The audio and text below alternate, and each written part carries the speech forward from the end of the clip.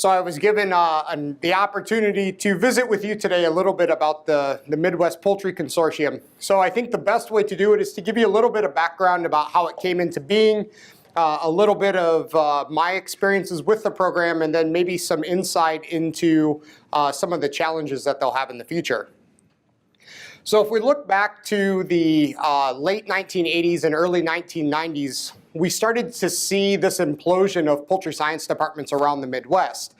And we're not real sure what was happening. And to this day, you can ask various individuals and you'll get lots of opinions. But we do know that we were losing the poultry faculty. And as a result, then they were being merged with animal science. And I would say we're to that time point now where in some of the Midwest animal science programs, you finally have overcome the butting of heads between the old poultry faculty and the old animal science faculty that had a lot of animosity towards each other as they started to merge these two departments. So why did this occur? Well, that's what's questionable. Was it due to the finances within the universities? Perhaps there just was no longer enough critical mass. As those poultry positions retired, they no longer filled them. And so they just couldn't justify leaving them as a department by themselves. And then we also had a lot of consolidation of our poultry industries occurring at that point in time.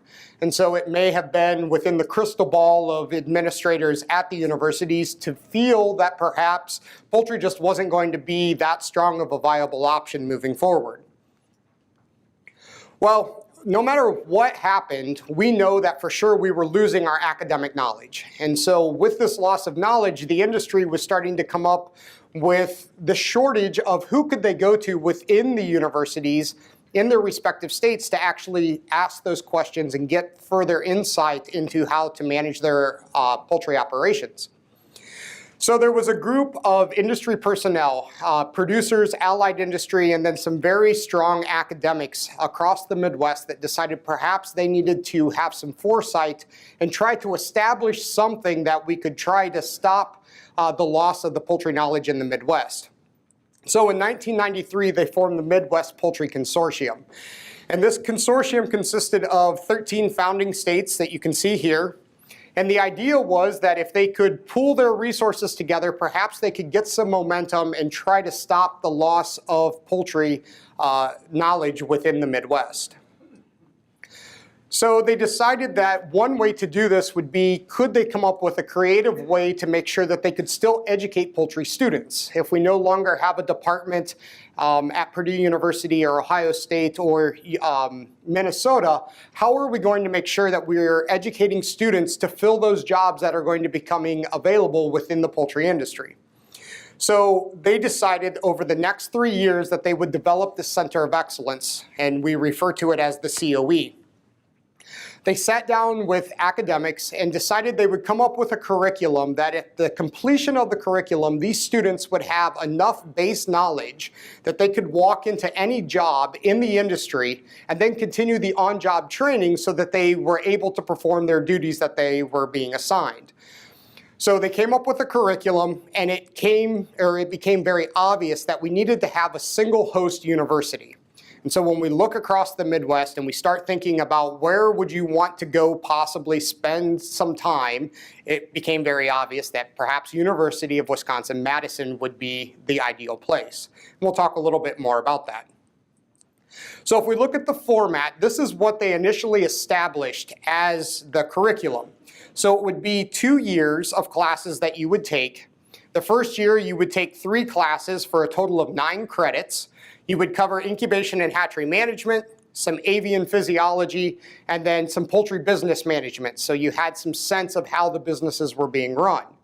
Ideally then, those students would come back for a second year of classes where they would have avian health, advanced poultry nutrition, and at the same time then some poultry product technology. When we talk about poultry product technology, we're talking about further processing with meat and eggs and exposing them to what happens to that end product in the production house. Well, they thought they had a pretty solid curriculum, but it became obvious that they had to have some selling points for students as they started this recruitment. So the first thing is they decided, well, we can sell students that it will be a unique opportunity. So you're a student at this university, but here's an opportunity for you to go to another university to take some classes. Oh, and by the way, the second selling point is that we're going to help you set up an internship. We know that that industry, no matter where you're going with your profession, they value internships, so we'll help you find that internship. So you don't even have to look, we'll take care of it for you. And then finally, let's really entice you by we'll pay for everything. All you have to do is say that you're willing to go, take some classes, do an internship, and we'll cover everything. And so that became the 3 selling points for the COE program. So in 1996 then, the inaugural class of 21 students from 9 schools across 8 different states formed the initial Center of Excellence class. And so you may ask, how did we end up with these 9 schools in 8 states? Well, University of Wisconsin, River Falls, and University of Wisconsin-Madison. So we had some differences within the state of Wisconsin as well. So if we look at this, this is the goal that they established back in 1996. They wanted to offer students a strong research-based poultry science education and a welcoming, friendly environment. Individuals from universities and industry throughout our participating states collaborate to provide students with a unique educational experience and employment opportunities. Now, I know you could all read that. The only reason I wanted to read that is the foresight that those group of individuals from the Midwest Poultry Consortium had when they established the Center of Excellence. And it still rings very true to the students that are still attending this program today. So I said to you before, we had to think of an enticing place that you would want to go take classes if you were coming from other Midwest schools. So if I was to recruit you to go to this program, I'm going to pay you, I'm going to help you find an internship, and all you have to do is take classes. Oh, by the way, I do need your summer, because I'm going to do it over the summer months, and I show you pictures like this. Who here wouldn't want to sign up for an all expense paid to go hang out at lakes? Yeah. Okay, most of us would. It's very enticing as a student. Well, I can tell you that part of this right here, these pictures, is part of the reason that I decided I wanted to go attend the Center of Excellence class when I was an undergraduate at Ohio State University. Please note, I did not say the Ohio State University. Okay, so in 2000 and 2001, those were my 2 summers that I went to the COE program. I graduated in 2001 and then postponed doing anything initially so I could go back that second summer and take the classes because of the impact the first year had on me. So from a classwork standpoint, I found it very challenging as a student. Our typical schedule was you had a 4-hour lecture in the morning, you would have an hour for lunch, and then you would come back and have a 4-hour lab in the afternoon to reinforce the concepts that we were educated in the morning. Now, that doesn't seem like it's overly hard to do, but when you think about the fact that those courses were designed, and they still are today, designed that you cover a semester's worth of material in 2 weeks, that is very intense. So you took your you took an exam every Friday. So you had 2 exams. You had a midterm exam and you had your final exam, and it would cover a half a semester's worth of material. Now you might think that, okay, how much can you really retain? But when it's the only class you're taking, you live, breathe, and die that material, you actually retain a lot.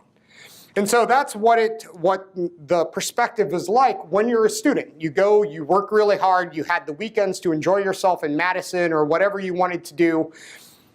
For me, I did not ask for an internship. I had already set up an internship with the Ohio Poultry Association, so after the classes then I went back and that was my own internship that I set up. Other colleagues, though, within my class, they interned with Highline, one of the primary breeder companies for laying hens. We had individuals that interned with Genio Turkey Store. You name it, they were able to place us somewhere within the Midwest from an internship experience. So to give you some idea, some perspectives of what it looks like, so it's kind of daunting the first day when you walk in. You don't necessarily know anybody else that's in the class with you, and you're going to sit in a lecture hall that seats about 250 people, and you're asked to sit within the first 3 rows, okay? So you get down there and you start to figure some things out. But that first week, especially when you're the first year student, it's a lot of tenuousness. I mean, you're starting to make some friends, but you're really there for the class. You don't really know anyone. And so it takes a little bit of time for that mixture of students to start to gel. By the second year, this is the classroom. They move you into a smaller, more intimate classroom because now you've all established yourself as friends, I guess. I don't know. But for some reason, they take a huge classroom to really make you fear for your life the first year. And the second one, oh, come on back. You know, we're much better friends now. So then we got to move into our labs. And so when we look at labs, we had labs like this where you're learning how to collect the semen and artificially inseminate through the breeder and hatchery management class. We had necropsies during avian health as well as preserved disease cases so that you could see normal tissue and then also disease tissues to give you some perspectives. And then also doing research experiments where, in this case, feeding different colored fat dyes so that you can see how the lipid is actually laid down during a process of egg development with laying hens. And then, you know, if we look at the products class, making your own turkey bacon, hot dogs, there are lots of research experiments as much as practical experience in the lab so that you're really exposed to various aspects as students. So if we look at my class, there were 14 students. 3 of those 14 have gone on to get master's degrees. One of them now is at the University of Michigan as a lab technician. One is an extension agent, and one is actually in industry as a flock supervisor. We have the PhD, which was me. We have a DVM that works for Genio Turkey Store. We have 4 other individuals that ended up in some sort of the industry or allied industry.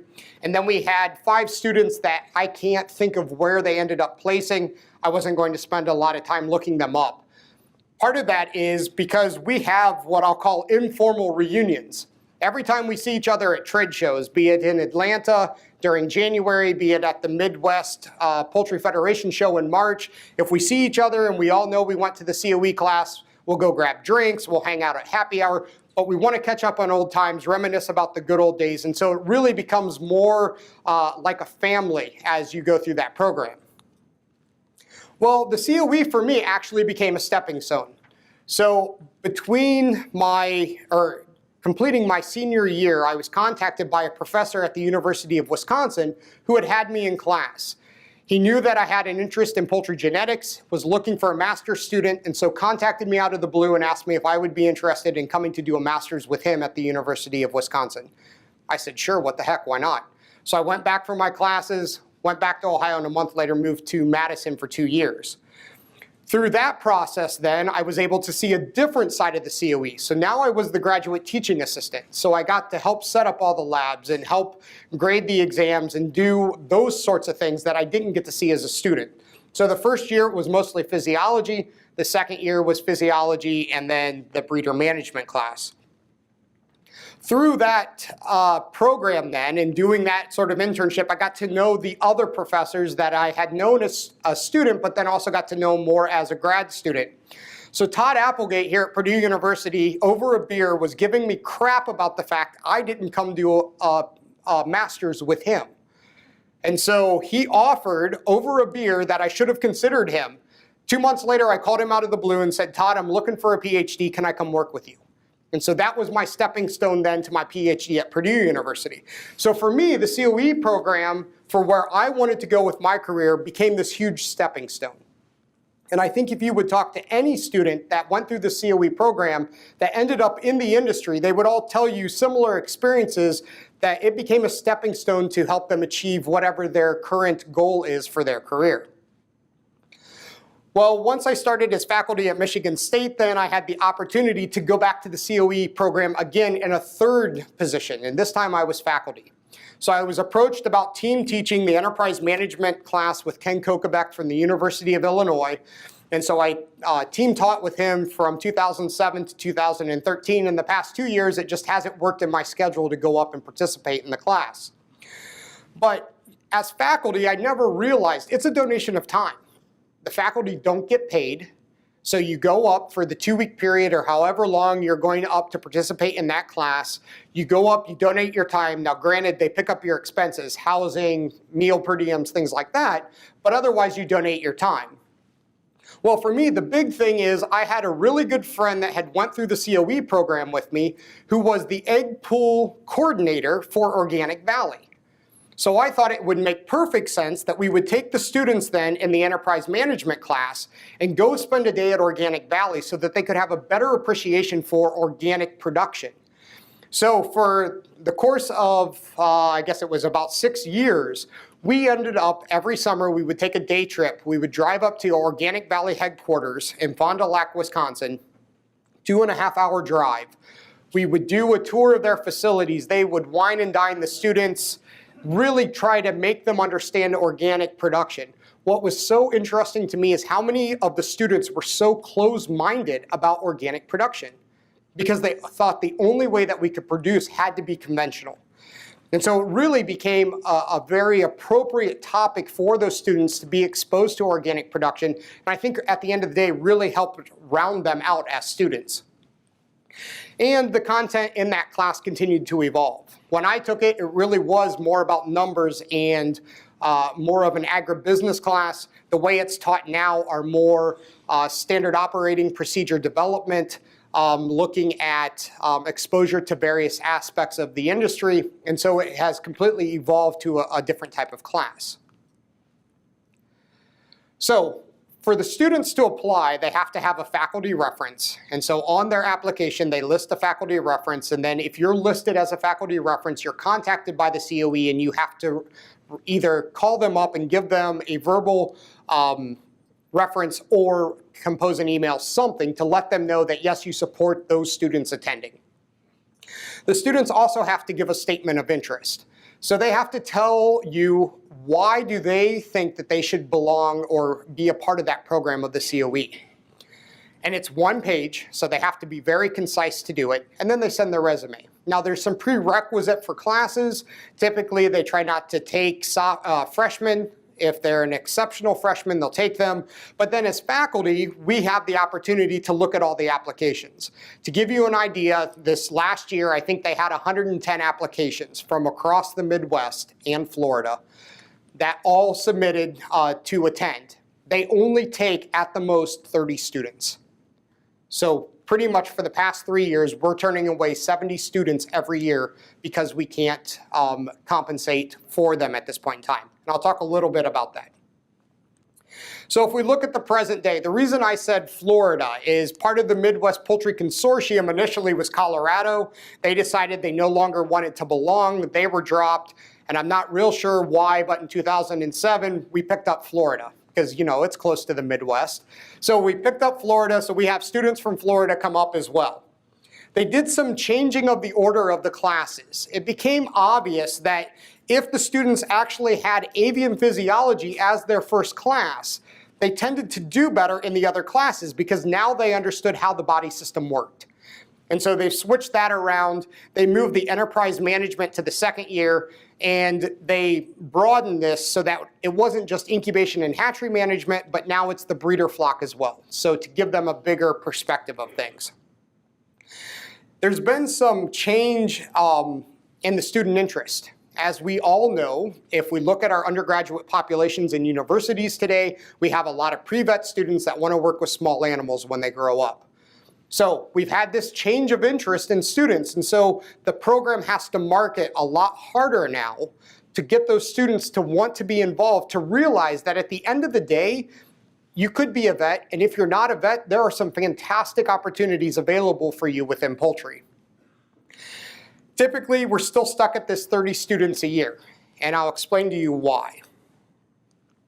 Some of the new features that we had is internships. They now make that a requirement of going through the COE program. So you certify on the application that you will do a 4 to 8 week internship. And if you say no, when it comes down to deciding you with another student, if you're even and this student says, yes, we're going to do the internship, and this one says no, they will take the student that will do the internship. So that's something new that they've implemented. The biggest help to the COE program is the fact that Ohio State decided to go from quarters to semesters. So now we can actually start the whole COE process earlier. What it was at the time I took it, we were on quarters at Ohio State. So you would have internships that were 4 weeks for all the other universities that were on semesters because they were already done with classes. So you would have some students that would go do a 4-week internship, come to the COE classes, and then either go back and do another 4-week internship, or they could even choose a different internship. So it has changed it a little bit that way. The other thing is Wednesday night forums. So what they do is they bring in somebody from the industry that's going to shoot straight with them, so to say. For those of us that went through the COE, we tell them there's nothing you can ask us anything, and unless it's confidential to our business, we'll tell you whatever you want to know. So you get all the questions related to salary, benefits, what was it like when you went through the program. But it's an opportunity for the students to have one-on-one time with a representative from the industry. It also exposes those students over that 6-week period to a lot of different aspects of the poultry industry or allied industry. Okay, so this is going to be hard to see, but it's the best way to show this chart. So this is all of the COE students, a breakdown of every student that has gone through the program since 1996. So you can see here that typically they hover right around that 30 number for students. One year they had 39 students. Now I'll explain to you why we may have a few years that it's a little bit more. But then across the top you can see the respective states. So, you know, it's kind of like the draft. Okay, as faculty, when you're looking at all these applications, your goal is to get as many students from your home institution into the program. You want to be able to brag that we've had so many students from our institution go through. Well, as of now, we can see that UW-Madison, of course, has the highest. They've had 95 students as of this year. Second then is Indiana with 87. And then in third place is Michigan with 61. And so typically what they try to do is they try to even it out from the application pool that they have to make sure that they at least pull 1 or 2 students from every state that is a member. So to try to at least equalize it that way. And then the remaining spots are a bidding war amongst the different institutions trying to jockey of why this student is better than this other student. So from a faculty standpoint, I think it's kind of exciting to be able to say, yes, we got 1 extra one in this year. But, you know, we have to find our enjoyment someplace. Now, if we look at, this is a continuation of the table because I couldn't fit it on the single slide. This breaks it down to other states and also paid their own way as an undergraduate, or they came in as a visiting scholar. If there is a member company that contributes to the COE program, they have the option, if there are spots available, that they can send someone to be trained in those classes. So if I am a Sparbo out of Minnesota and I decide that I have a new trainee, they really need some more practical experience on avian health and nutrition. If I've paid in my money, I can then send that student for those 2 classes to come and take those classes to have a better understanding and appreciation of that material. So that's what these extra numbers are here for this column. So at the end, as of 19 years, we've had 587 students that have taken one of the 6 classes. Now, the reason I say one of the 6 classes is because with Madison, we get a lot of students that maybe are from zoology or other aspects that they want to just come in and take a class during the summer semester. So they just pay their credits, they come take the class, and then that's it. They're not actually part of the program. If we look at actual COE students, we've had 387. So 387 students so far, and 200 of those students took the 2 consecutive years worth of material. So if we look at employment status, this was a survey of the former COE students as of March 2011. You can see that we had 70% of our students either employed in the industry or that they were planning on going into the industry because they hadn't quite finished their bachelor's degree yet. So from a retention standpoint, we do extremely well with this program. So part of the reason I think that we have a lot of success with the program is we have a group out of the Twin Cities that manage this entire program. So they have one-on-one meetings with the students to help them decide what sort of internships they may want once they're accepted into the program. And then when it gets time that those students graduate, if they already don't have a job, the COE will work hard then with all of the member companies to say, look, we have this student, here's their qualification, here's their CV, who wants them? And so it just becomes another way to help push the students into potential jobs available within the Midwest. Since 2010, of the 183 students, 93% of them had internships and 90% of them were hired into full-time positions. So again, I think we do an excellent job at recruiting our students from across the Midwest, making sure that we give them a valuable experience, that internship experience, and then making sure that we, at least initially, can keep them in the poultry industry. So if we look at 2015, to give you an idea of this last class that just finished up here earlier this year, we had 36 faculty members that came up and donated time, not just across the Midwest, but we have them across the US that come in. So we have individuals from Georgia that come up, Florida. I think we had an individual this year coming out of Texas. 32 students. So if you look at that ratio, it's less than a 1-to-1 ratio of faculty to students. When we look at the internship, they had 24 different companies that provided internships to the students. 5 of those students left with full-time job offers at the conclusion of their internship, even before they went back to finish their degree. Of the jobs then, 87% of them say that it helps prepare them for their careers, 70% are employed or plan to be employed, and that typically there's 4 to 6 openings a year with a starting salary in that range of $46,000.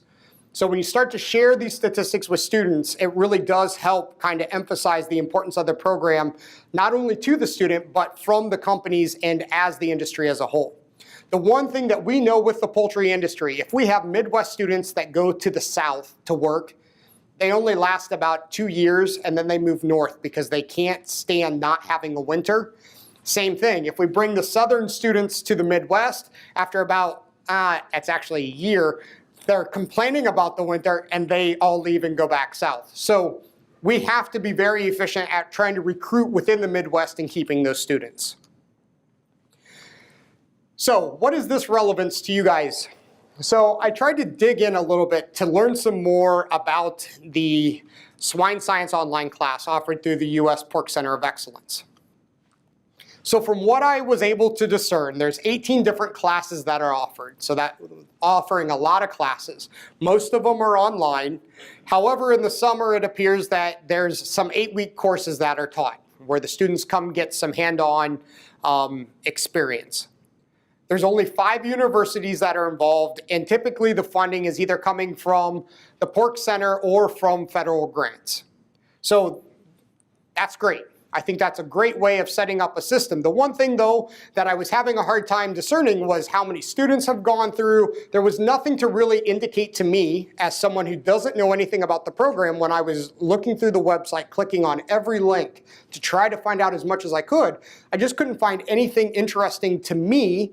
If I was a student, what would make me want to go through this potential offering of classes? Well, so then I got to thinking, what are some of the things for me that made the COE so important versus what I was finding online? Well, I already talked a little bit. We're more like a family. You know, I have very strong friendships that I made. All of the people that went through my class are higher up in companies now in industry and allied industry. So it's not uncommon to get calls from people that say, hey, I just need your honest opinion about this. No pretenses related to industry, academia. We just want to bounce something off of each other. So the friendships, colleagues standpoint of things, I'm not sure how you form that if everything is taught online. It's not like you have that face-to-face interaction. How about training the future workforce? Okay, from my perspective, I don't think we're going to see a diminishing of swine faculty. So I don't think there'll ever be this push that we've really got to have this opportunity available because we're no longer going to teach swine at our respective Midwest universities. What I do think will happen, though, is as we continue to have this changing demographic for undergraduates, we've got to find better ways at our respective universities to recruit those students into something amazing. And I'm not sure that offering students an online class is amazing. It's really becoming old school now. You can take online classes anywhere. You can take them as high school students. So what from the swine science online courses, what makes it amazing that I would want to do it as an undergrad? Industry and allied industry support. That is one thing the COE has huge. 40 member organizations, I'm pretty sure is the number, of industry and allied industry saying this is an important thing to us and this is why we're supporting it. Well, it's great that you have federal dollars and you have the pork center kicking in, but I didn't see anything to indicate that the allied industry thought it was important, or the individual producers that, yeah, I'm giving $5,000, it's not a lot, but it's so important to me because it's helping train the workforce for tomorrow. So financial and then internships. I couldn't find anything where I could sign up for an internship, even if it was an online internship. So those are some things that it struck me looking at that program versus the COE. Now, I'll be the first to say, and I'm sure that if the Center of Excellence group heard me say a lot of this, they would just not be happy. I think there are some huge challenges coming down the pipe for the Center of Excellence. Number one is faculty. The group of faculty in the 1990s that started this whole program, they're retiring now. And then the faculty coming behind them that were teaching, they're advancing their own careers. They're moving into administration, they're moving out of the Midwest to other places. So we're having the same sort of issue from my perspective that they were having initially when they created the COE, which is they're running into the issue of not having enough faculty to come in and train those students appropriately. I've already talked a little bit about the donation of time. Administration views across universities have changed dramatically. All of a sudden, as faculty, we have to have summer salary. Just because you were doing the right thing for the industry, that may not be viewed popular by your administration, so you may be encouraged not to do things. And so there's some changes within the university structure that make it a little more challenging for faculty. When we look at the financially solvent aspects of things, this year we had high-path avian influenza. I had a call because I am president of the Midwest Poultry Federation board this year. I had a call asking us if the board had met yet because the COE program is looking for additional influx of dollars because a lot of the companies that have given in the past were hit with high path. They can't make that donation this year. So now they're starting to struggle a little bit because of something that happened to the industry, which was devastating, is now having an impact on this program. We have the consolidation of companies still occurring. So as we continue to consolidate, we either have to ask companies to give more or we've got to figure out a way to recruit new companies that haven't contributed in the past. We've talked about the scholarships. That's why it's still limited to 30 students. It's limited to 30 students because that's all the money that they have to donate as scholarships to those students to pay for their entire time to come. From my perspective, I think it's time to start thinking outside of the box for the COE program, maybe giving partial scholarships, making students actually make a slight investment into the program themselves so that we show that the students also have some investment. Now, if we look at the students, we've talked about the changing demographic. We have had years when attitudes have been an issue. We've had students come through that their view is they're here, they're going to take classes. They really don't care if they pass the classes, a C is good enough, so why do I need to worry about a B or an A? I'm just going to go down to the terrace every night, drink beer on the lake because I'm of age, and that's all they care. We've had classes like that. So we've had those struggles before, but it's one of the things that we have to try to discern when we're looking at those student applications of who's really going to invest the time and take this serious and not just view it as a nice paid-for vacation. Curriculum. Curriculum has to continue to be updated. Most classes, I would say, do a pretty good job, but the one thing that became obvious a few years ago, all the faculty met as a whole from across the different universities, and there was a lot of overlap in our classes. We were hearing it from the students, but none of us actually ever met to compare notes and say, oh, well, I'm teaching this and I'm teaching this. So we've got to figure out a better way to make sure that we can stay on top of our curriculum and provide consistent curriculum that's going to make sure that we hit our end goal, which is giving them that base knowledge so that they can move into the industry. So when we look at things, the COE has a very rich history. We've had a lot of students go through, at least 200 that have taken all 6 classes. It's very strongly supported by the industry, which I think has been evident by the way it has evolved over time and how much they still put into the program. I think it's going to evolve. There's no way it can survive if it doesn't evolve. When we look at the swine science online, I think there's some potential benefits there. If the COE program starts to think a little bit about doing some online courses, there may be some potential that you could lay some groundwork with students before they ever attend the classes, which could actually push them into a whole new realm of education if we do some of the background work that we're having to do those first official days of class. From the swine science program, I think maybe there's some notes from the COE program that they could take. Some more of the in-person interaction amongst students, I think, would actually help the program a lot from what I could find. But I do know the one thing, which is that no matter what we do now, our actions will shape the workforce of tomorrow. And with that, I'll take any questions.